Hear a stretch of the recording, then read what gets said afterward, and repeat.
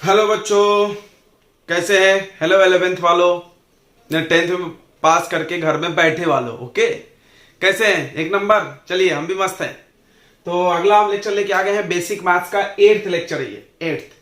तो हम हमेशा बोलते हैं आप प्रीवियस लेक्चर देखो फिर आओ। देखो, अगर इंटीग्रेशन देखने आए हो तो डिफरेंशिएशन देख करके ही आना, क्योंकि बिना डिफरेंशिएशन का इंटीग्रेशन हो ही नहीं सकता। तो इंटीग्रेशन सीखना है तो डिफरेंशिएशन जरूर सीख लें। ओके, तो चलिए लेट नहीं करते हम। ये लेक्चर बहुत इंपॉर्टेंट होने वाला है, क्योंकि आप ऐसा बोल सकते हो कि physics without integration is just imagination, यानी कल्पना भी कर नहीं सकते आप। जस्ट इमेजिनेशन, सोच लो क्या होगा। कुछ नहीं हो सकता फिजिक्स में बिना इंटीग्रेशन का। यानी इंटीग्रेशन सीखना डिफरेंशिएशन से ज्यादा जरूरी है। लेकिन क्या करे यार, दिल मजबूर है। क्या मजबूर है? क्योंकि बिना डिफरेंशिएशन का इंटीग्रेशन सीख ही नहीं सकते। यानी आपको पहले डिफरेंशिएशन सीखना है, फिर इंटीग्रेशन। और प्रैक्टिकली डिफरेंशिएशन से ज्यादा यूजफुल है इंटीग्रेशन। ओके, तो डिफरेंशिएशन अगर आता है तो इंटीग्रेशन समझने में ज्यादा टाइम लगने वाला नहीं है। ओके, तो चलिए जल्दी से हम लोग स्टार्ट करते हैं, देरी नहीं करते हैं। ओके, तो चलिए लेट्स स्टार्ट। तो इंटीग्रेशन का तो बोला तो ऐसा जाता है कि integration is reverse process of differentiation. Integration जो होता है वो रिवर्स होता है, रिवर्स प्रोसेस ऑफ डिफरेंशिएशन।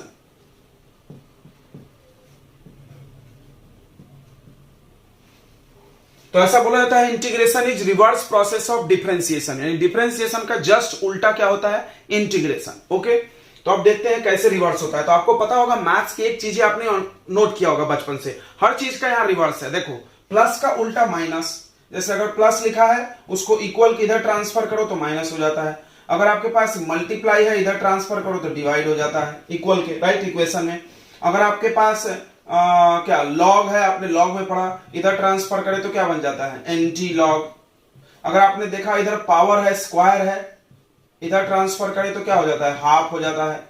ये सारी चीजें आपने देखा है। तो सेम टू सेम आपको डिफरेंशिएशन में दिखाते हैं। देखिए, डिफरेंशिएशन आपको पता होगा, जैसे हमने आपसे पूछ लिया d by D x of log x. बताओ, differentiation of d by D x का मतलब क्या होता है? डिफरेंशिएशन ऑफ लॉग एक्स क्या होता है? 1 बाई एक्स। अब ध्यान से समझना, इसको इंटीग्रेशन के टर्म में कैसे लिखेंगे। तो सबसे पहले क्या करेंगे, इस dx को इधर भेज दो। यहां पे dx डिवाइड है, इधर मल्टीप्लाई, यानी इसमें इधर आएगा तो ये हो जाएगा ऐसा 1 बाई एक्स मल्टीप्लाई dx। समझ में आ रहा है? ये dx इधर चला गया। और d साइन जब इधर ट्रांसफर होगा तो ये ऐसा सिंबल बनाते हैं। इसको क्या पढ़ते हैं? इंटीग्रेशन। ये साइन किसका है? इंटीग्रेशन का। जैसे यहाँ पे d फॉर डिफरेंशिएशन होता है, उसी तरह यहाँ पे इस साइन का क्या मतलब है? इंटीग्रेशन। ओके, कहां से आया? फिर से देखो, ये d साइन जब इधर ट्रांसफर हुआ तो इंटीग्रेशन बन गया, और ये dx मल्टीप्लाई हो गया। यानी अब देखो, इसका डिफरेंशिएशन ये, तो इसका इंटीग्रेशन ये, तो क्या आएगा answer? log x plus c भी लिखना पड़ता है। अब c क्यों लिखना पड़ता है इसको समझना। देखो, आपने तो पढ़ा होगा कांस्टेंट का डिफरेंशिएशन क्या होता है? 0। थोड़ा सा देखो, अगर मान लो ये क्वेश्चन ऐसा रहता log x प्लस c और उसका डिफरेंशिएशन करना है, तो कितना आता है आंसर? तो d by D x of log x करेंगे, फिर d by D x of c करेंगे, तो d by D x of log x कितना आएगा? 1 बाई एक्स, और c का आ जाएगा 0। तो हमने क्या बोला था कि integration is reverse process of differentiation, यानी अगर हम इसका इंटीग्रेशन करें तो ये दोनों आना चाहिए। तो log x तो आप लिख लोगे 1 बाई एक्स के बदले, तो c कहां से आएगा? तो अपने मन से बोला गया हर बार c लिखो। अब कोई बोलेगा सर हर बार c होगा, कोई जरूरी नहीं है। ध्यान समझना, हर बार c होगा कोई जरूरी नहीं है। बिल्कुल, तो हो सकता है c का वैल्यू कितना हो? 0। कांस्टेंट, कांस्टेंट कुछ भी हो सकता है। फिर से एक बार इसको फील करते हैं हम लोग, कांस्टेंट क्यों लिखा जाता है। देखो, जैसे आपको हमने एक क्वेश्चन दिया साइन एक्स, साइन एक्स का डिफरेंशिएशन करो। ध्यान से समझते हैं, साइन एक्स का डिफरेंशिएशन करो। आंसर क्या आया? Cos x. ओके, तो अब अगला सवाल आएगा इंटीग्रेशन ऑफ कॉस एक्स करो, तो क्या आएगा? Sine x.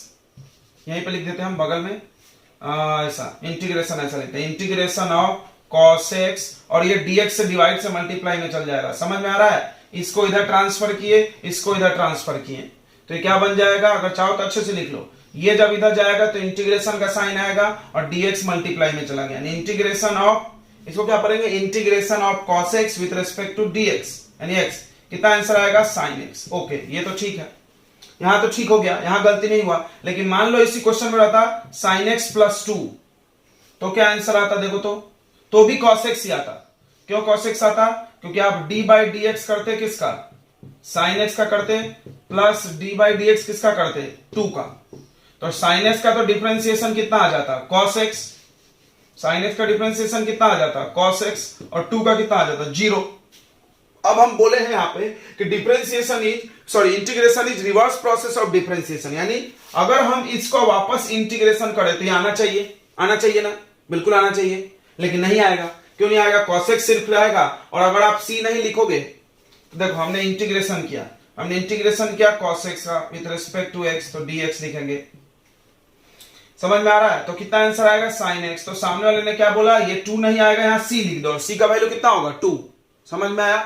हो सकता है नहीं हो तो 0 होगा। जैसे मान लो यहाँ नहीं है कुछ, तुम बोलोगे सर मान लीजिए साइन में नहीं है, कोई जरूरी तो नहीं कि हमेशा कुछ कांस्टेंट रहेगा। ठीक है, नहीं है तो भी c लिखना है यार। c का वैल्यू कितना होगा? 0 होगा। ठीक है, तो क्या आपने समझा कि इंटीग्रेशन में c लिखना जरूरी है? क्यों जरूरी है? क्योंकि अगर डिफरेंशिएशन करते वक्त कोई कांस्टेंट रहा होगा तो डिफरेंशिएशन होके वो 0 हो गया होगा, अपने को पता नहीं, इसीलिए उन्होंने बोला रिस्क कौन लेगा भाई, c लिखते जाओ, हो सकता है कांस्टेंट 0 हो जाए। चलो, तो ये बात क्लियर हो गया। तो आपको हमने एक एग्जांपल दिया और समझाया कि integration is reverse process of differentiation. फिर से देख लें, d by D x of log X 1 by X हुआ, तो integration of 1 by X with respect to dx, देखो ये डिवाइड से इधर मल्टीप्लाई में आ गया और ये d साइन इधर गया तो इंटीग्रेशन का साइन बन गया। इसको पढ़ते साइन ऑफ इंटीग्रेशन या समेशन, अभी हम बताएंगे इस साइन का क्या मतलब है। समेशन, एड अप करना, अभी थोड़ी देर में वो भी बताएंगे। तो देखो ये इंटीग्रेशन, ठीक है, integration of 1 by x d x, सीधी बात, इसका डिफरेंशिएशन ये तो इसका इंटीग्रेशन ये, बहुत सिंपल है, बहुत सिंपल है। तो इंटीग्रेशन का ये मतलब आपको समझ में आ गया होगा। ओके, तो एक चीज आपने और सीखा इंटीग्रेशन में कि देखो ध्यान से कि d by D x of log x plus कोई कांस्टेंट रहा होगा तो भी आंसर कितना आएगा? 1 बाई एक्स ही आएगा। तो इसीलिए हमने क्या बोला कि integration of 1 by x d x जब लिखो तो क्या लिखना? हमेशा 1 बाई एक्स का लॉग एक्स लिखना और c अपने मन से लिखना, क्योंकि इसका इंटीग्रेशन आना जरूरी है। अब यहाँ पे भी c आया, यहाँ पे भी c आया, इसमें तो c नहीं है तो बराबर इसमें c का वैल्यू 0 मान लो, कोई दिक्कत नहीं है, कांस्टेंट कुछ भी हो सकता है। तो ये चीज समझ में आ गया होगा, integration is reverse process of differentiation. तो इससे फायदा क्या होगा? आप जो डिफरेंशिएशन के फॉर्मूले लर्न किए उससे इंटीग्रेशन के फॉर्मूले हम लोग बना लेते हैं। चलो, तो झटाझट हम लोग फॉर्मूले लिखते हैं। एक फॉर्मूला तो यही हो गया, तो फॉर्मूला बनाते हैं। देखो डिफरेंशिएशन पक्का याद है ना भैया? पक्का। चलो तो फिर चालू हो जाओ। सबसे पहला हमने पढ़ाया था d by D x of X to the power n, X to the power n का डिफरेंशिएशन क्या था? पावर सामने आया n x n माइनस 1। ठीक है, अब सुनो, इसमें क्या हुआ? जस्ट इसका उल्टा करो, तो integration of x to the power n और ये dx मल्टीप्लाई, देखो अंतर फील करना, डिफरेंशिएशन में dx डिवाइड है और ये dx क्या बताता था? किसके रिस्पेक्ट में डिफरेंशिएट कर रहे हो? इसके लिए x के लिए डिफरेंशिएट कर रहे हो तो x वेरिएबल होगा, बाकी कोई भी आएगा तो कांस्टेंट। ये सब चीज हमने सिखाया। यहां पर भी सेम कॉन्सेप्ट है। यहां पर integration of x to the power n with respect to x यानी dx, यहां dx लिखा है विथ रिस्पेक्ट टू x, यानी यहां पे वेरिएबल कौन है? x है। अगर यहां मान लो कुछ और नंबर आ गया जैसे x to the power n multiply a, तो a को क्या मान लेंगे? कांस्टेंट, बिकॉज आप इंटीग्रेट किसके लिए कर रहे हो? x के लिए। समझ में आ रहा है? जिसके लिए काम हो रहा है वो वेरिएबल और जो नहीं है वो कांस्टेंट। ओके, तो अब यहां पर थोड़ा ध्यान समझेंगे। अब क्या होगा? ये पावर चला जाएगा डिवाइड में, ध्यान समझना। अगर हम पूछे आपका इसका इंटीग्रेशन, देखो तो इससे ये पावर एक ज्यादा है ना? हाँ, देखो ये मान लो 2 है तो ये 3 है, ये 4 है तो ये 5 है, n माइनस 1 ये n और ये डिवाइड, यानी क्या हो रहा है? इसको थोड़ा n में नहीं लिख करके इसको थोड़ा सा सजा के लिखा गया। ऐसा देखो x to the power n plus 1 upon n plus 1 plus c। अरे क्या हो गया? ये तो उल्टा नहीं हुआ सर, आपने बोला तो उल्टा हुआ। हुआ है भाई, थोड़ा सा मैथ्स के नजर से देखो, हुआ है। हुआ है, कैसे हुआ हम तुमको दिखाते हैं। तुम क्या करो, n के जगह रख लो n प्लस 1। देखो n का मान लो x का पावर n प्लस 1 का डिफरेंशिएशन करेंगे, ध्यान समझना। तो क्या होगा? पावर सामने आएगा तो n प्लस 1 और पावर में से एक कम हो जाएगा तो x का पावर क्या बचेगा? n। अब करो तुम, देखो ये इसका डिफरेंशिएशन ये हुआ तो इसका इंटीग्रेशन ये होगा, ये आ जाएगा डिवाइड में। देखो मिला कि नहीं मिला? ये डिवाइड में आ गया, इसका इंटीग्रेशन ये आ गया समझ में। यानी इन्होंने क्या किया? तुम्हारा काम आसान किया, क्योंकि n माइनस 1 में अगर हम मान लो हम इसको ऐसा पढ़ाते तो बहुत दिक्कत होता। x का power n upon n, x का पावर n माइनस 1 का इंटीग्रेशन, ये समझ में नहीं आता, इसीलिए n रखने के लिए उन्होंने क्या किया, पावर को एक बढ़ा लिया। क्लियर हो गया? यानी इसलिए तो बीच में लाइट चली गई थी इंडिया है भाई, जाता है। तो फिर से चालू करते हैं हम लोग। ये समझ में आ गया था हम क्या समझा रहे थे? ये सेम इसका रिवर्स है, समझ में आ गया होगा। आप क्या करो, नहीं समझ में आ रहा तो n के जगह पर n+1 पुट कर दो, आ जाएगा। अब इसको देखो, इसमें हमने आपको पढ़ाया होगा कि डिफरेंशिएशन ऑफ, ध्यान से सुनेंगे, x टू दी पावर 1 का डिफरेंशिएशन कितना आ गया था बताओ? 1 आ गया था, 1 आ गया था, बिल्कुल। x का डिफरेंशिएशन 1। अब देखो तो इंटीग्रेशन, इसका इंटीग्रेशन करेंगे, इंटीग्रेशन ऑफ 1, ये dx मल्टीप्लाई में होगा, यानी विथ रेस्पेक्ट टू, ऐसा पढ़ो, विथ रेस्पेक्ट टू x कितना आएगा? इसका इंटीग्रेशन ये आना चाहिए, यानी x प्लस c। समझ में आ रहा होगा? बिल्कुल।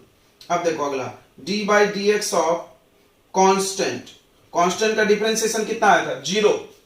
तो integration of 0 with respect to dx कितना आएगा? कांस्टेंट। अरे वाह, समझ में आ रहा है? पूरा उल्टा है। आगे एक और चीज देखते हैं अब हम लोग, d बाई डी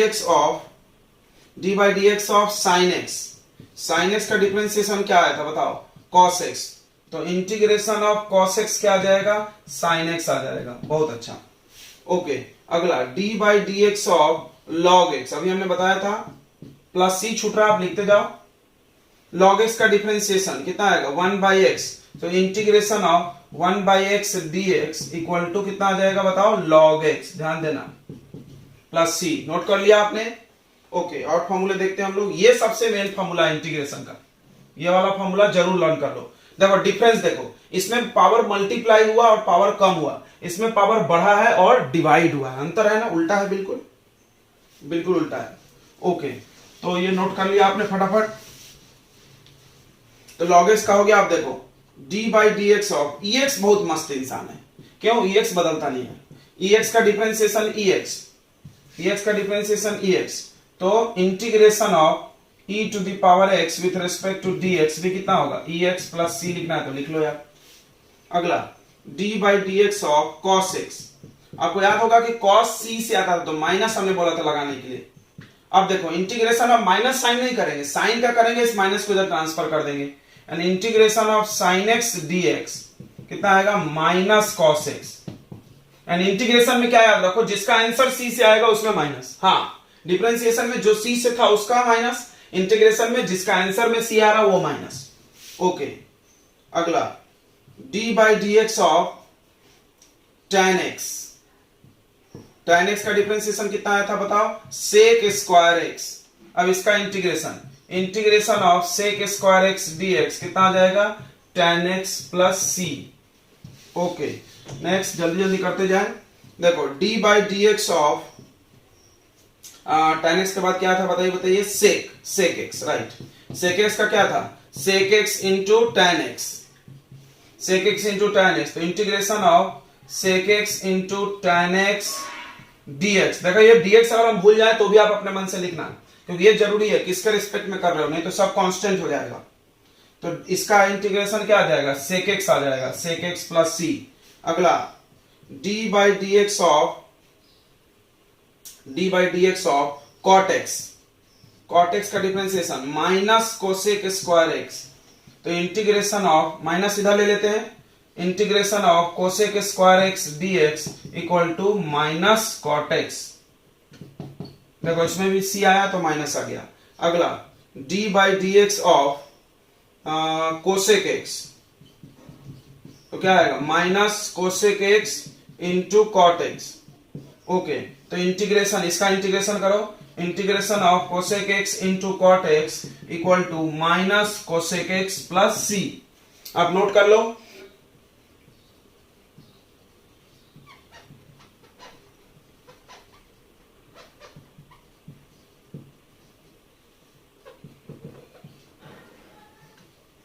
आपने एक चीज ऑब्जर्व किया था कि डिफरेंशिएशन में कोई ग्राफ है, उसका अगर स्लोप निकालना है तो डिफरेंशिएशन यूज होता था, टेंजेंट का स्लोप, याद होगा। ओके, तो इंटीग्रेशन का क्या मतलब है? ग्राफ में क्या रिश्ता है? देखो ध्यान से समझना। ये मेरे पास एक ग्राफ है ऐसा, ये है y और ये है x, और हमने बोला कि इस ग्राफ के अंडर एरिया निकालो x एक्सिस के साथ। तो आपने क्या किया? एरिया निकालने के लिए इसको जोड़ दिया और हम लोग एरिया आराम से निकाल सकते हैं। यहां पर area under curve, area under graph, इस ग्राफ का एरिया कैसे निकल जाएगा, एरिया ऑफ ट्रायंगल, बिल्कुल एरिया ऑफ ट्रायंगल। ये ट्रायंगल फॉर्म हुआ, आप हाफ बेस इंटू हाइट कर दो, यहां से यहां तक जो भी बेस का वैल्यू होगा, मान लो 5, ये वैल्यू मान लो 6, तो हम half into base into height करके एरिया निकाल लेंगे। ठीक है, ये तो स्ट्रेट लाइन है, इसी वजह से ट्रायंगल बन गया। क्या होगा अगर हम इस लाइन को कर्व कर दे ऐसे, अब बताओ, अब तो ये ट्रायंगल नहीं है, बिल्कुल नहीं है, तो ट्रायंगल नहीं है तो तुम एरिया कैसे निकालोगे। हाँ, तो इसी चीज को निकालने के लिए आया इंटीग्रेशन। यानी इंटीग्रेशन का ग्राफिकल मीनिंग क्या है कि मेरे पास कोई कर्व है, ध्यान से समझेंगे, मेरे पास कोई कर्व है ऐसे, देखो ये, इस कर्व का एरिया निकालना है एक्स एक्सिस के साथ, इस कर्व का एरिया निकालना है, जैसे ये y है और ये x है, तो x एक्सिस के साथ तुमको एरिया निकालना है, area of this curve with respect to x axis, then we can integrate it. तो हम इसको क्या कर सकते हैं, इंटीग्रेशन कर सकते हैं। तो ध्यान से सुनेंगे आप, क्या मीनिंग पता चला कि area under the curve is equal to integration. ये चीज ध्यान रखेंगे। अब सवाल है कैसे इसको समझते हैं, थोड़ा सा स्लोप वाला चीज आप समझे थे, तो इसको भी समझो थोड़ा सा कैसे आया। तो देखो, हमने क्या करना है, हमको एरिया निकालना है, तो एरिया टेढ़े चीज का तो हम निकाल नहीं सकते, तो हमने एक आइडिया लगाया। हमने क्या किया कि इस पूरे एरिया को एकदम पतले पतले पीस में काट दिया, एकदम छोटे छोटे पीस में। ये एक टुकड़ा ले लिए, ये यहां से यहां तक पूरा एक्स एक्सिस है, तो हमने क्या किया, एक्स के छोटे छोटे टुकड़े बनाए। तो एक्स का एक छोटा टुकड़ा dx, हमने आपको जरूर डिफरेंशिएशन बताया होगा, d stand for very small, instantaneous, right. तो dx मतलब very small part of x। ये पूरे एक्स एक्सिस को हम एकदम इतना भी बड़ा टुकड़ा नहीं होता, तुमको दिखाने के लिए हमने बनाया, एक्चुअली एकदम पॉइंट जैसा होता है, इतना छोटा होता है, लेकिन हमको आपको दिखेगा नहीं, समझ में नहीं आएगा, इसलिए हमने थोड़ा बड़ा बना लिया। तो ये dx हो गया, और उसके बाद क्या किया हमने, ऐसे ऐसे 10-20 dx ले लो यार तुम, मतलब सारे को हम एकदम पीस में चाकू लाओ, ऐसे ऐसे काट दो एकदम छोटा सा, इतना छोटा कि ये वाला इसके पास में आ जाए, तब ये रेक्टेंगल जैसा दिखेगा। समझ में आ रहा है, एकदम छोटा। तुम बड़ा देख रहे हो इसलिए थोड़ा टेढ़ा फील हो रहा होगा, लेकिन एकदम छोटा कर दो, ऐसा कर दो, देखो तो ये दिख रहा है, सीधा लगभग लगेगा, बिल्कुल। तो अब ये dx हो गया, मान लो ये हाइट हो गया, यहां पर कुछ हाइट होगा y1, यहां पर कुछ हाइट होगा y2, ऐसे सबका हाइट होगा, बिल्कुल। यानी हमारे पास एक छोटा सा रेक्टेंगल फॉर्म हुआ, हम यहां पे इस बड़ा करके बनाते हैं इस रेक्टेंगल को। इसका एक साइड है dx और एक साइड है हाइट, यहां तक y1 है, यानी y1, यहां से यहां तक लेंथ है y1, ब्रेथ है dx।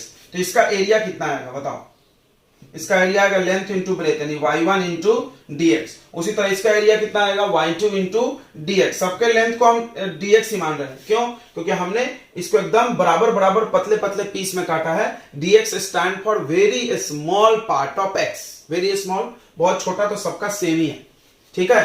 तो अब हमने क्या किया, ध्यान सुनो, हमारे पास एक उपाय है कि हम एरिया अंडर दिस कर्व, इस कर्व का एरिया निकालने के लिए हम क्या करें, हम सारे रेक्टेंगल को ऐड करें। देखो ऐसा, पहला y1 into dx plus y2 into dx plus y3 into dx dot dot dot n तक, मतलब यहां से लेकर के यहां तक। मान लो यहां वैल्यू है कुछ x1 और यहां कुछ वैल्यू है, या a b ले लेते हैं, यहां कुछ a है, यहां से b, यानी a से b तक जितने बार dx आएगा, मान लो 20 बार आया, तो 20 बार आपको ऐसे ऐड करना पड़ेगा। ये चीज समझ में आया, नहीं आया, फिर से देखते हैं। देखो, अगर कोई सीधा लाइन होता, मान लो ऐसा सीधा होता, तो तुम्हारा रेक्टेंगल बनता, ट्रेपीजियम बनता, ट्रायंगल बनता, कुछ रेगुलर शेप बनता, तो तुम्हारे पास फार्मूला है, half base into height, length into breadth वगैरह वगैरह। लेकिन अगर ये कर्व हो गया, सारा प्रॉब्लम कर्व से होता है, और जनरली हम लोग को कर्व ही पढ़ रहे हैं, quadratic equation, cubic equation, log, ex, ये सब तो कर्व होता है, साइन, ये सब कर्व ग्राफ है। तो जब कर्व ग्राफ है तो इसका एरिया कैसे निकालोगे, तुम्हारे पास कोई फार्मूला नहीं है, कोई शेप नहीं है ये, तो उसके लिए एरिया निकालने के लिए बोला गया इंटीग्रेशन यूज होगा। कैसे, ये बात कैसे बोला गया उसको हम समझा रहे। तो क्या होगा, देखो एरिया निकालने के लिए हमने एक टेक्निक डेवलप किया कि इसको हमने एकदम स्मॉल पीस में काट लिया। ये पूरा टेढ़ा था, तो हमने क्या किया, एक्स के चाकू ला एकदम छोटे छोटे पीस बनाए, ऐसा बना है कि छोटा, बहुत छोटा होगा, इतना छोटा होगा कि एक पीस रेक्टेंगल जैसा दिखेगा, ये टेढ़ा वाला भाग दिखेगा नहीं, ये बड़ा है इसीलिए टेढ़ा दिख रहा है, देखो एकदम छोटा। मान लो ये पॉइंट इसके बहुत पास में आ जाए ना तो लगभग वो सीधा ही दिखेगा। तो एक रेक्टेंगल बन गया, इसका हाइट अलग होगा और ये dx विड्थ सबका सेम है। तो ऐसे ऐसे ढेर सारे रेक्टेंगल बनेंगे। कहां से कहां तक इंटीग्रेशन करना है, तो ये कर्व यहां से यहां तक है तो हम यहां से यहां करेंगे, जहां से जहां तक करना है आप कर सकते हो, आपकी मर्जी है। तो हमने यहां से यहां तक लिया है, इसको ऐड करो। आपने एक चीज मैथ में पढ़ा होगा 55 में कि ऐसे अगर बहुत सारी चीजें ढेर बार हो तो उसको हम ऐसे लिखते हैं समेशन, यानी ऐड करो, समेशन ऑफ yn दिख रहा है, ये yn इंटू dx, जहां पे n का वैल्यू 1 से लेकर के n तक जाएगा, या yi भी लिखा जाता है, i का वैल्यू 1 से लेकर n तक। क्लियर है?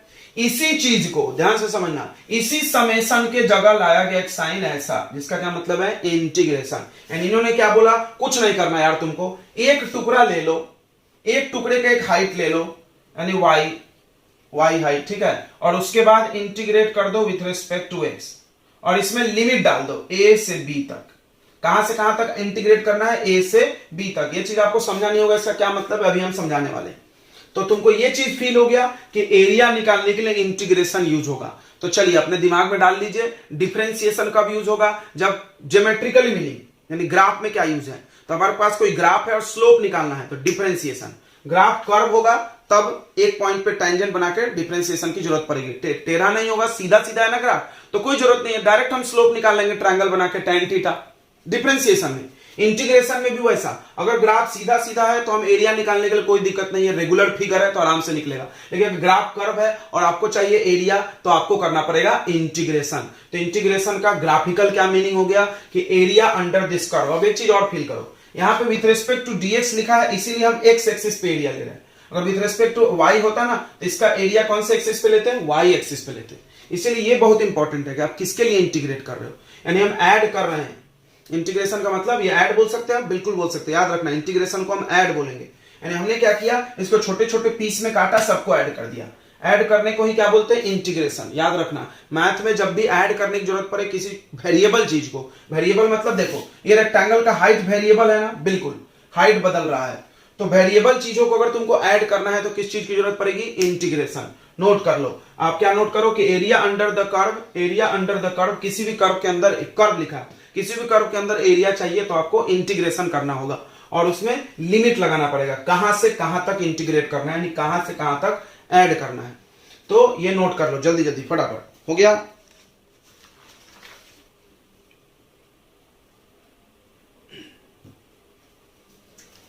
तो आपने नोट कर लिया, चलिए तो नोट कर लिए, तो उसके बाद हम आपको क्या बताते हैं, ध्यान से समझेंगे। इसके बाद हम बना रहे हैं कि इंटीग्रेशन दो टाइप का होता है।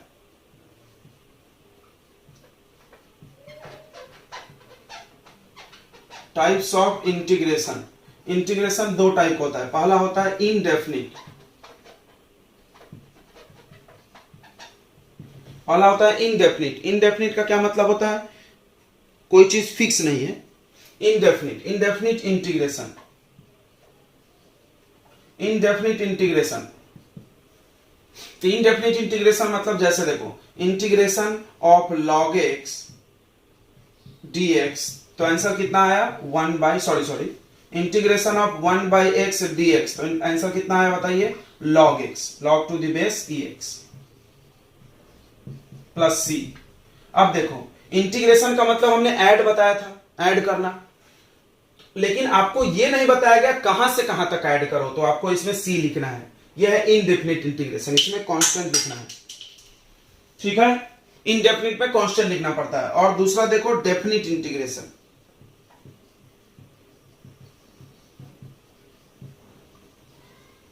डेफिनिट का मतलब फिक्स होता है भाई, कहां से कहां तक ऐड करना है बता। अब हमने बोला integration of 1/x dx a से b तक, तो अब क्या करना है, ध्यान सुनो। पहले इंटीग्रेशन कर देना 1/x का, तो 1/x का इंटीग्रेशन क्या हो जाएगा, log x, और उसके बाद प्लस c नहीं लिखना है, इसमें c नहीं लिखना है क्योंकि इसमें फिक्स है, और यहां लिख देना नीचे a b। और इंटीग्रेट होने के बाद क्या करना है, एक बार वेरिएबल के जगह पर, x के जगह पर अपर लिमिट रखना है, यानी ऐसा log ऑफ x के जगह क्या रख दिया b, माइनस फिर ए रखेंगे लॉग ए। समझा समझा नहीं समझा? चलो ग्राफ से समझते हैं। देखो ध्यान से समझना, ग्राफ से समझते हैं।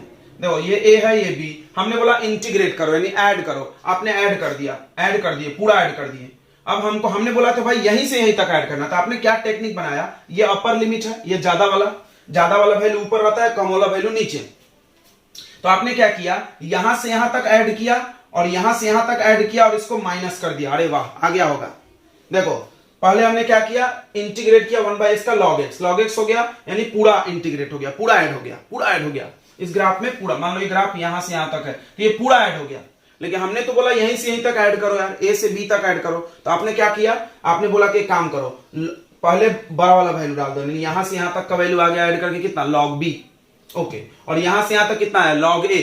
क्या करेंगे तो हमको बीच का निकलेगा log b minus log a। आ गया होगा, बिल्कुल आ गया होगा। यानी डेफिनेट इंटीग्रेशन में क्या फर्क है, इसमें लिमिट होता है। फिजिक्स में ना ज्यादा इंटीग्रेशन यही वाला चलता है, इसमें लिमिट दिया जाता है, यहां से यहां तक इंटीग्रेट करो।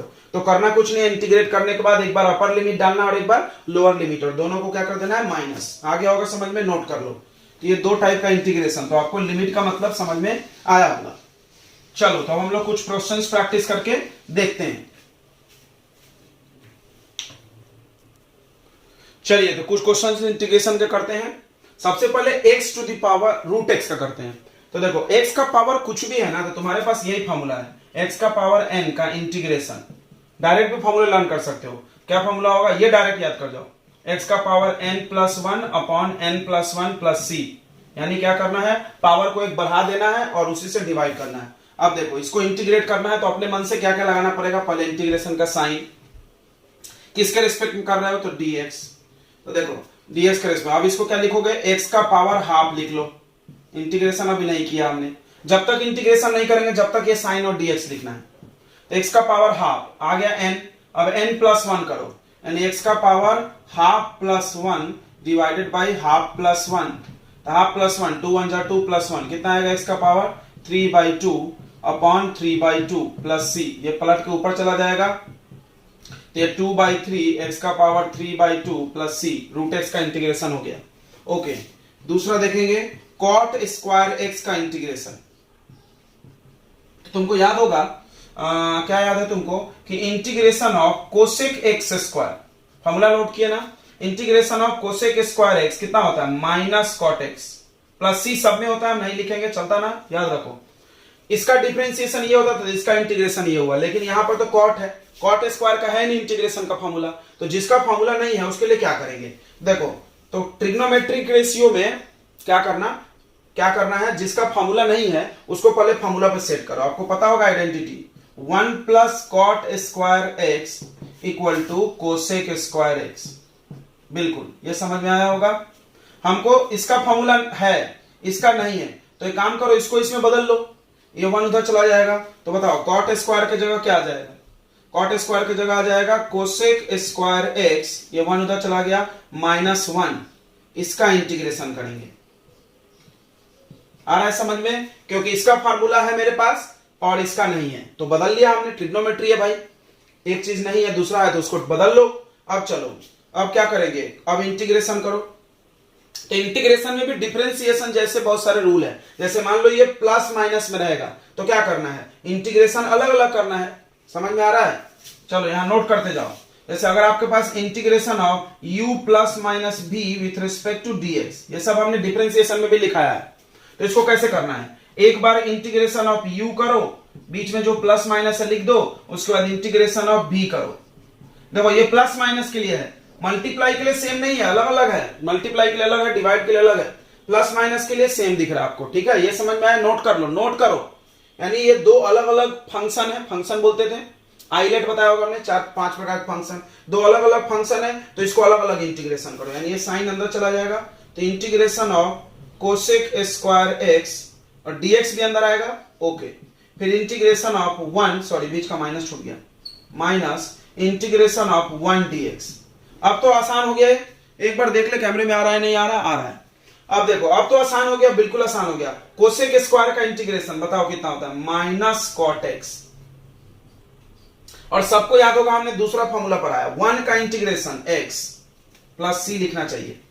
फिर से सुनो, x का डिफरेंशिएशन, अब कभी भूल जाओ तो ऐसा सोचना, x का डिफरेंशिएशन कितना होता है 1, तो 1 का इंटीग्रेशन x, इसको याद करें, इंटीग्रेशन ऑफ कांस्टेंट या dx, कोई कोई इसको ऐसे भी याद करता है, इंटीग्रेशन ऑफ dx x बराबर 1, तो यहाँ छुपा हुआ है, तो इंटीग्रेशन ऑफ dx x होता है। जो भी चीज जरूरत है हम यहाँ पे लिखते जा रहे हैं, देखो इसको लर्न करना आप चालू करो, इंटीग्रेशन ऑफ dx कितना होगा x।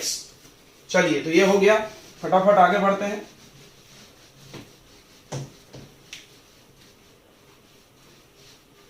चलो अगला साइन स्क्वायर, साइन स्क्वायर का इंटीग्रेशन।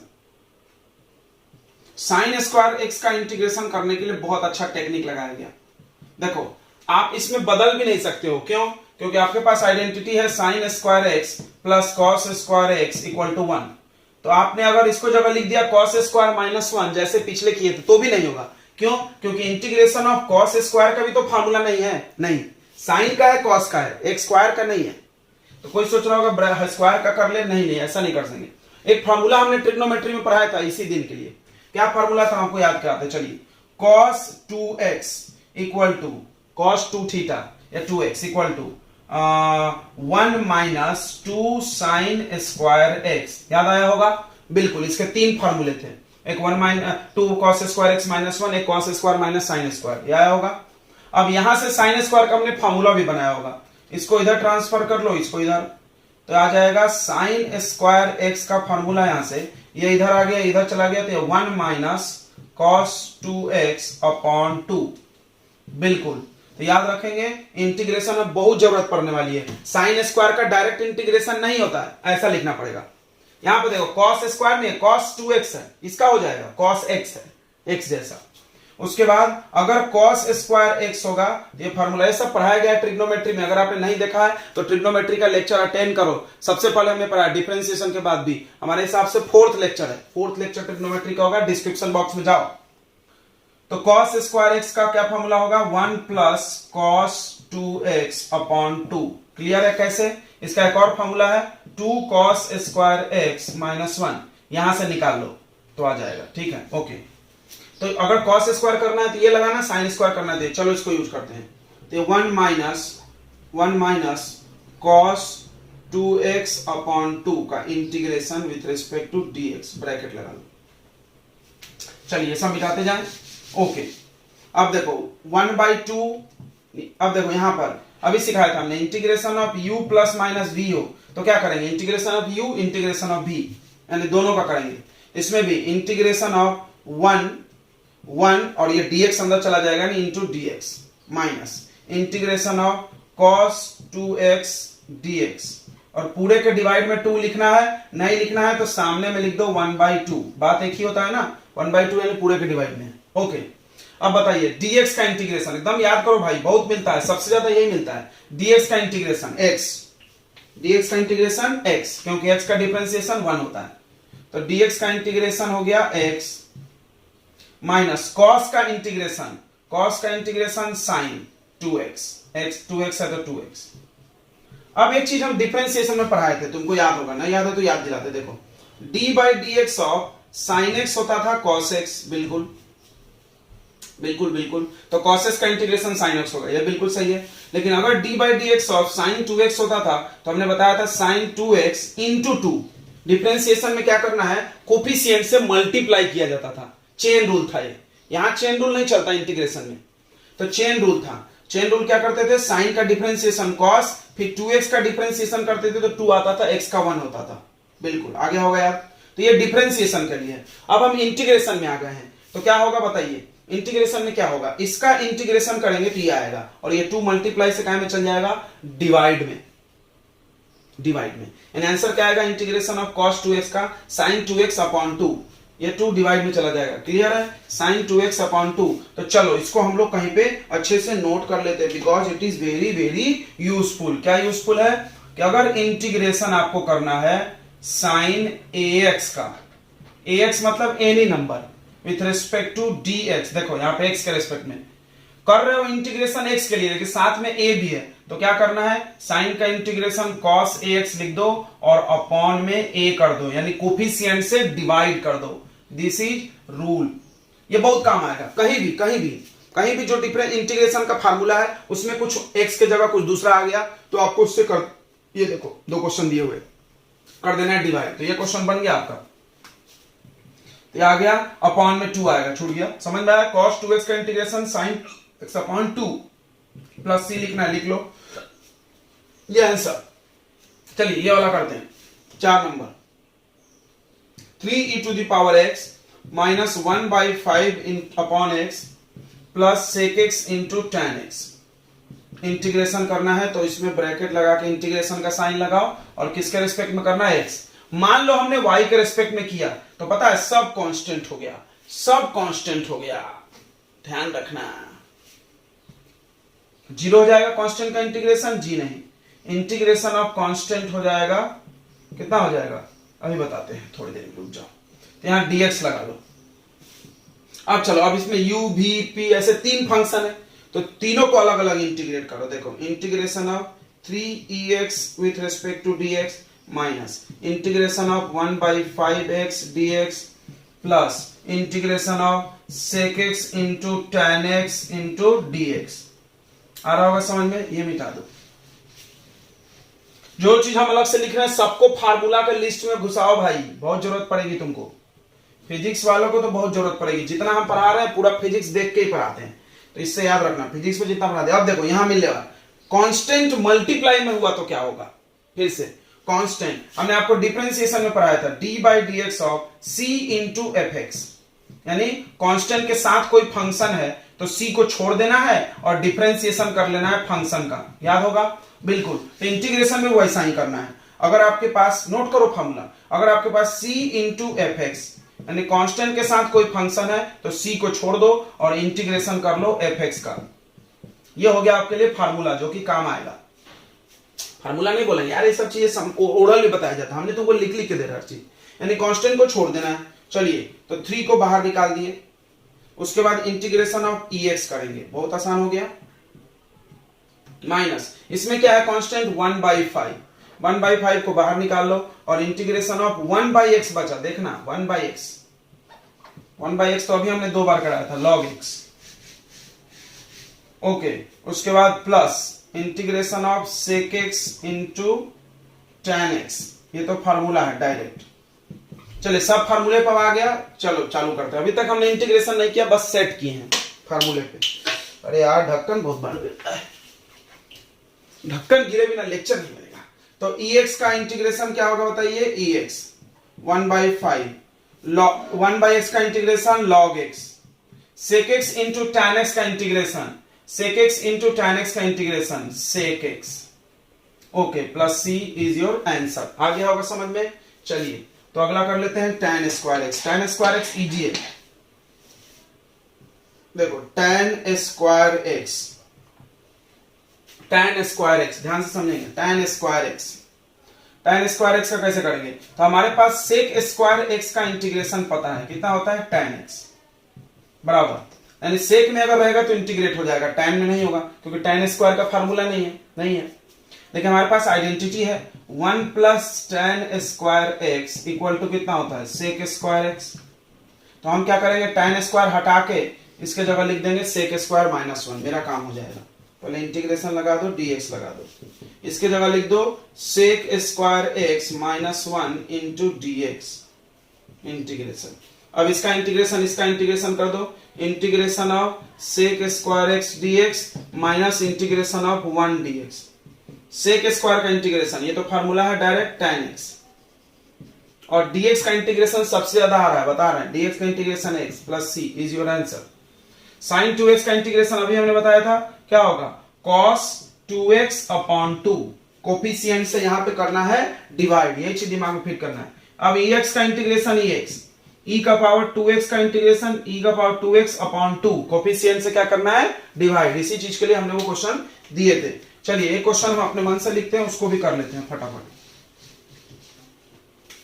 जैसे हमने दे दिया आपको 5x square minus 16 upon x cube minus 5 का इंटीग्रेशन, ठीक है, सब अलजेब्रिक फंक्शन है। तो क्या करेंगे, सबसे पहले सब अलग अलग फंक्शन है तो सब में इंटीग्रेशन अलग अलग। अभी देखो हम मल्टीप्लाई में नहीं दे रहे हैं कोई भी फंक्शन, सब अलग अलग दे रहे हैं, प्रोडक्ट रूल कहीं नहीं लग रहा है। प्रोडक्ट रूल कहां लगता है? जहां दो फंक्शन मल्टीप्लाई होगा। यहां है लेकिन इसका डायरेक्ट फार्मूला है sec x into tan x क्या होता है? sec x, तो वहां नहीं लगना पड़ा। मान लो हम ऐसा दे दें sin x into cos x, इसका डायरेक्ट फार्मूला नहीं है ना, तो आपको प्रोडक्ट रूल लगेगा। ex इंटू log x, तो क्या लगेगा? प्रोडक्ट रूल, मतलब ऐसे। तो अभी हम लोग प्रोडक्ट रूल भी पढ़ेंगे। इसको देख लेते हैं, आखिरी क्वेश्चन है ये प्लस माइनस का। तो इसमें अलग अलग इंटीग्रेशन करेंगे। तो integration of 5x square dx minus integration of 16x cube dx minus integration of 5 dx। Clear है? अब इसमें हमने क्या सिखाया कि कांस्टेंट को रख लो बाहर, रख लो यार 5 को बाहर, integration of x to the power 2 dx minus 16 को बाहर। देखो पावर ऊपर चाहिए तो ऊपर ले जाओ, हमने बार बार सिखाया। तो x का पावर इसको -3 लिखो तभी इंटीग्रेट होगा। x का पावर n चाहिए, यहां पे 5 बाहर निकाल लो, क्या बच गया? dx। बहुत आसान। ओके चलो 5। अब फार्मूला है, क्या फार्मूला है? x to the power n का इंटीग्रेशन, ये बहुत बार यूज होता है। x का पावर n+1 अपॉन n+1, यानी पावर को एक बढ़ा देना है तो बढ़ाओ। x के पावर 2 को एक बढ़ा दो तो x का पावर 3 अपॉन 3 माइनस 16, इसको भी बढ़ाओ। x का पावर -3+1 अपॉन -3+1, ठीक है, -5 dx का इंटीग्रेशन x। क्लियर है? तो अब याद करो, देखो कोई कांस्टेंट है, मान लो कोई कांस्टेंट, अभी हम पूछ रहे थे कांस्टेंट का इंटीग्रेशन क्या होगा, तो कांस्टेंट को छोड़ देंगे और dx का इंटीग्रेशन करेंगे, यानी x, यानी cx का इंटीग्रेशन, c dx का इंटीग्रेशन क्या होगा? c into x। बहुत आसान है, कांस्टेंट को बाहर रख लेना है और dx का इंटीग्रेशन x हो गया। प्लस c लिखते जाओ, लिखना है तो सब में लिखना चाहिए, अच्छी आदत है। तो आ गया 5/3 x क्यूब माइनस 16 अपॉन -2, ये -2 आएगा और x का पावर -2, एक लाइन और जाएगा। अब ये 2 से कैंसिल होगा 8 और ये माइनस माइनस क्या हो जाएगा? प्लस। आप कर लोगे आंसर? बिल्कुल, यहाँ प्लस कर लो और ये 1 अपॉन लिख लो। तो व्हाट इज योर आंसर? तुम्हारा आंसर होगा 5/3 x cube minus minus plus 8 upon x square, ये नीचे चला गया और -5x plus c is your answer. Done.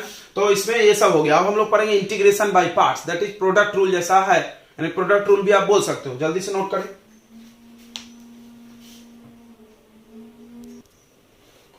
तो हमने सोचा था कि इसके बाद प्रोडक्ट रूल पढ़ाते हैं, बट हमने देखा कि टाइम ज्यादा हो रहा है। ओके, तो हम लोग ये क्वेश्चंस करके इस लेक्चर को खत्म करेंगे। प्रोडक्ट रूल अगले लेक्चर में आएगा और साथ में ग्राफ भी आएगा, तो उसको छोड़ना मत भैया। ग्राफ इज मतलब क्या बोले, हम शब्द नहीं है, बोलेंगे तो कम पड़ जाएगा। तो चलो इंटीग्रेशन करते फटाफट। ये देखो इन सब का इंटीग्रेशन करना है, ये सब डेफिनिट इंटीग्रेशन है। डेफिनिट कैसे? सब में लिमिट दे दिया हमने, ये नहीं कराए थे हमने, ये भी करा लेते। इसका ये इनडेफिनिट है। इंटीग्रेशन करो तो साइन लगा लो इंटीग्रेशन का, dx कर लो। अब ये कैसे होगा? तो ये एल्जेब्रिक फंक्शन है। एल्जेब्रिक फंक्शन का एक ही उपाय है, x to the power n, तो क्या होगा? x का पावर n+1 अपॉन n+1। अब तुम बोलोगे x का पावर n नहीं, इस पूरे का पावर है, तो कोई दिक्कत नहीं है। तो हमने एक और आइडिया सिखाया। मान लो x नहीं है, x की जगह 2x है ना, प्लस c भी है, तो प्लस c भी है, इसका पावर कुछ भी है। तो हमने क्या पढ़ाया तुमको? sin x का इंटीग्रेशन हमने पढ़ाया cos x। sin 2x का ध्यान सुनना, इसको समझने की कोशिश करो। sin x का इंटीग्रेशन हमने पढ़ाया cos x। अगर sin 2x आया तो cos 2x upon 2, 2x plus a आया तो cos 2x plus a upon a नहीं होगा। क्यों?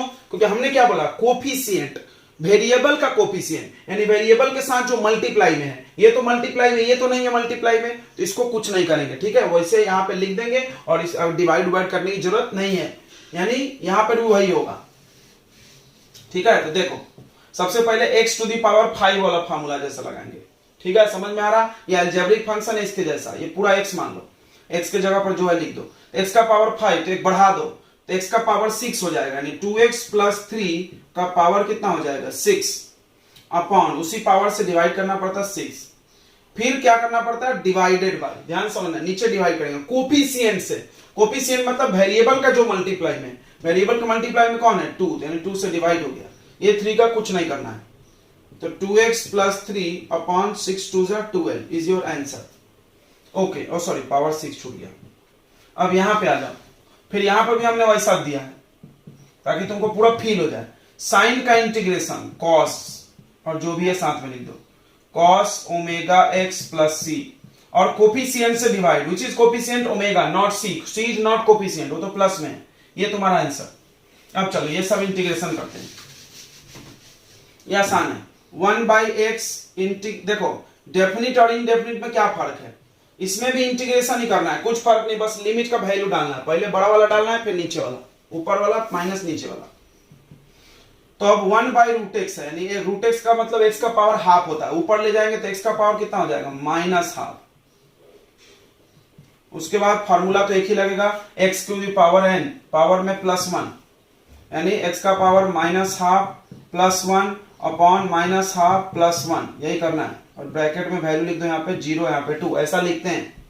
देखो तो ये 2 1 जा 2, 2 में से 1 गया 1, यानी x का पावर हाफ बचा, फिर यहाँ पे भी बचा हाफ, जो ऊपर आएगा वही नीचे आता है क्योंकि वही वैल्यू लिखा है ना। अब इसको पलट दो तो ये 2√x आ गया, हाफ को √x लिख दिए। अब क्या करेंगे, इंटीग्रेशन हो गया। अगर ये इनडेफिनिट रहता तो +c लगा के छोड़ देते, लेकिन डेफिनिट है। अब क्या करना है, एक बार x के जगह 2 रख दो, यानी 2 × √2 माइनस एक बार 0 रख दो, 2 × √0 कितना होता है 0, ये चीज 0 हो गया, आंसर आ गया 2√2। इसीलिए इसको डिफिनिट बोलते हैं क्योंकि इसका आंसर फिक्स आता है, फिक्स वैल्यू। चलो तो क्लियर हो गया डेफिनिट कैसे बनाते हैं। एक और कर ले, एक ये वाला कर लो, 4th नंबर, इंटीग्रेशन ऑफ 0 से π/2 cos x dx। तो cos x का इंटीग्रेशन क्या होता है, sin x। बिल्कुल बहुत आसान है। अब लिमिट रखना है, साइन का डिफरेंशिएशन cos, तो cos का इंटीग्रेशन लिमिट रखना है। तो एक बार π/2 x के जगह पर, वेरिएबल के जगह पर, तो आ जाएगा sin π/2 minus lower limit, upper limit minus lower limit, dialogue है याद कर जाओ, sin 0 sin π/2 1, sin 0 0, तो आंसर कितना आ गया 1, ये हो गया। अगला क्वेश्चन जो है वो फिजिक्स का है, मतलब फिजिक्स में वैसा ही मिलने वाला इंटीग्रेशन। देखो इसमें थोड़ा सा फीलिंग आएगा वेरिएबल का, ये लिमिट है, कोई दिक्कत नहीं है। यहां पर d किस में लगा है बताओ, r में, तो वेरिएबल कौन हुआ, r वाला, और ये सब क्या हुए कांस्टेंट। यही चीज हमको शुरू समझा रहे हैं, तुम नंबर्स में मत समझो। बहुत सारे लोग क्या होता है नंबर में समझते हैं, 5x लिखा है 5 कांस्टेंट, भैया ऐसा समझोगे तो नहीं होगा। जिसके लिए इंटीग्रेट कर रहे हो वो वेरिएबल, बाकी सब कांस्टेंट, चाहे वो कुछ भी हो, 5 हो, a हो, b हो, यानी सब कांस्टेंट को बाहर। अभी सिखाया था हमने कांस्टेंट इनटू फंक्शन का इंटीग्रेशन, कांस्टेंट बाहर, इंटीग्रेशन ऑफ fx होगा। तो g m1 m2 बाहर आ गया, इंटीग्रेशन ऑफ 1/r² dr। कैसे करेंगे इसको, ऊपर ले जाएंगे, पावर वाला फॉर्मूला है, तो r का पावर -2, r का पावर -2। अभी सिखाए थे इंटीग्रेशन ऑफ x का पावर n, जैसा समझ में आ रहा है वैसा सेम टू सेम है, g m1 m2, फिर r का पावर -2 है तो कैसे करेंगे बताओ, r का पावर -2 + 1 अपॉन -2 + 1, बस यहां पे लिमिट रख देना और कुछ नहीं करना है, लिमिट आते जाए ऊपर से। चलो आप नोट कर रहे हैं ना, बिल्कुल। अब चलो तो आ गया g m1 m2, अंदर क्या आ रहा है, अंदर आ रहा है r का, ये r इसका है, यहाँ पे है लिमिट का, यहाँ पे आ रहा है r का पावर -1, नीचे भी -1, माइनस सामने ले लो, 1 r का पावर -1 को 1/r लिख दो, यानी -1/r, समझाइए। तो माइनस साइन ऊपर चला गया, नीचे 1 नहीं लिखना है ना, और r का पावर -1 नीचे आ गया। अब लिमिट डालेंगे, पहले बड़ा वाला वैल्यू, तो कितना आ जाएगा -1/∞ माइनस ऑफ -1/R। समझ में आ रहा है, वेरिएबल के जगह वैल्यू रखते हैं, इसे स्मॉल r की जगह इंफिनिटी रखे, अपर लिमिट माइनस लोअर लिमिट, दिख रहा होगा। तो g m1 m2 1/∞ कितना होता है 0, पढ़े होंगे मैथ में बार बार, और ये माइनस माइनस प्लस 1/r, यानी ये डिवाइड में आ गया, g m1 m2 upon r is your answer, done. तो ऐसा ही इंटीग्रेशन फिजिक्स में मिलने वाला है, आया होगा समझ में। चलिए फिर अगला देख लेते हैं हम लोग, फटाफट खत्म करते हैं। तो देखिए इंटीग्रेशन ऑफ, यहां 0 है, 0 से इंफिनिटी 1/x√x, तो x और √x दोनों सेम ही फंक्शन है, अलजेब्रिक, तो पावर जोड़ देंगे, यानी x का पावर 1 और x का पावर हाफ। ध्यान से देखो, अलग अलग लिख के उन्होंने कंफ्यूज किया, x का पावर 1 और x का पावर हाफ, मल्टीप्लाई में पावर प्लस होगा, तो हाफ प्लस 1 कितना आएगा 2 1 जा 2 प्लस 1 यानी x का पावर 3/2। सही है। इसको ऊपर ले लेंगे, ऊपर ले लेंगे तो क्या आ जाएगा इंटीग्रेशन 0 से इंफिनिटी x का पावर -3/2 dx। अब फार्मूला है, फार्मूला क्या है, पावर सामने नहीं सॉरी, पावर से में प्लस कर दो और उसके बाद x का पावर n का इंटीग्रेशन x का पावर n+1 अपॉन n+1 और उसके बाद लिमिट रखना है 0 से इंफिनिटी। अब ये 2 1 जा 2 तो ये हो जाएगा x का पावर -5/2। समझा, 2 1 जा 2 और +3 5 हो गया। फिर नीचे भी -5/2 और लिमिट 0 से इंफिनिटी। ये पलट गया रेसिप्रोकल तो -2/5 और ये नीचे आ गया यानी 1/x का पावर 5/2। पावर निगेटिव है तो नीचे लाएंगे। अब लिमिट रखो तो -2/5 1/इंफिनिटी का पावर कुछ भी करो यार, इनफाइनाइट ही रहेगा। और देखो तो 0 0 आ जाएगा लगता है। यहां पर 0 नहीं रख लो यार, 1 रख लो, नहीं तो नॉट डिफाइंड हो जाएगा आंसर। 1 1 1 कर लेना सभी जगह, ये अपने मन से लिया था हमने इसलिए ऐसा हो गया। फिर उसके बाद देखो माइनस लिखेंगे, फिर लोअर लिमिट, लोअर लिमिट कौन है 1, तो -2/5 1/1 का पावर 5/2। 1 का पावर कुछ भी 1 ही होता, ये 1/इंफिनिटी कितना 0 0 मल्टीप्लाई एनीथिंग 0, ये 0 हो गया।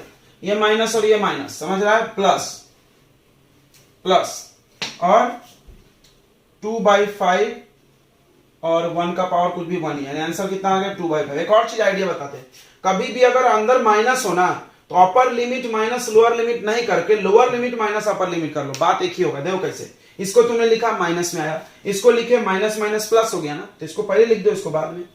ठीक है, इसको याद रख सकते नहीं तो ऐसे भी करो, कोई दिक्कत नहीं है। मेरा काम है आइडिया बताना, ट्रिक्स बताना, इससे तुम्हारा स्पीड बढ़ेगा, क्योंकि हम लोग इतने सालों से पढ़ा रहे तो सीधे समझ में आ गए फटाफट। अब देखो ये देख लो, ये फार्मूला एकदम जाते जाते आखिरी है, इंटीग्रेशन 0 से π/4, याद होगा पाई मतलब कितना 180, 180/4, ये रेडियन में है, कितना आएगा 45। समझ में नहीं आया तो ऐसा बदल लिया करो, लेकिन हमने बोला था कि तुमको डिग्री नहीं मिलेगा रेडियन में। sec x into tan x का इंटीग्रेशन क्या होता है sec x। अब लिमिट रखो, एक बार अपर लिमिट आ जाएगा sec π/4 minus lower limit sec 0, sec 45 cos 45 का उल्टा √2, sec 0 sin cos 0 का उल्टा 1 1, यानी आंसर आ गया √2 - 1। तो चलिए हमने इंटीग्रेशन पढ़ाया, फॉर्मूलेस पढ़ाए, इंटीग्रेशन के दो मतलब बताएं। ठीक है, इंटीग्रेशन के दो मतलब बताएं और अगले लेक्चर में हम इंटीग्रेशन बाय पार्ट्स लेके आएंगे और उसके बाद कुछ क्वेश्चंस भी कर लेंगे। ठीक है, और ग्राफ करके बेसिक मैथ्स खत्म करने वाले हैं और उसके बाद चालू होगा अपना फिजिक्स, काइनेमेटिक्स चालू करेंगे। ठीक है बच्चों, तो मिलते हैं अगले लेक्चर में, तब तक के लिए बाय।